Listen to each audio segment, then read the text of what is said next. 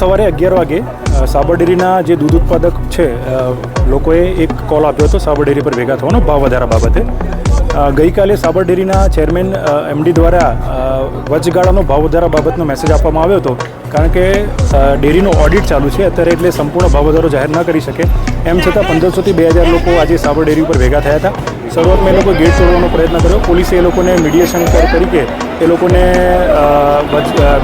ડેરીના જે chairman MD સાથે છે વાત કરવા માટેની ઓફર કરી હતી, પરંતુ એ લોકોએ પથ્થરમારો શરૂ કર્યો, ચારેક ગાડીના કાચ તોડ્યા, જેથી કરીને પછી પોલીસે લાઠીચાર્જ અને પછી ટીયર ગેસના સેલ છોડવાની ફરજ પડી હતી, જેમાં 3 પોલીસ કર્મચારીની ઈજા થઈ છે, જેઓ હાલ સારવાર હેઠળ છે, અને 50થી વધારે ગેસના સેલ છોડવામાં આવ્યા છે.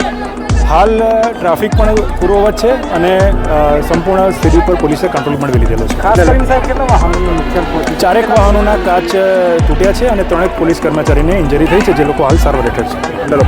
જે પ્રકારે ઇન્જરી છે એ પ્રકારે, અને જે પોલીસ જે સરકારી જે ગાડીઓ છે એના જે નુકસાન છે એ બાબતનો ગુનો દાખલ કરવામાં આવશે. 20 કિલોમીટર રાઉન્ડ અપ કરેલા છે.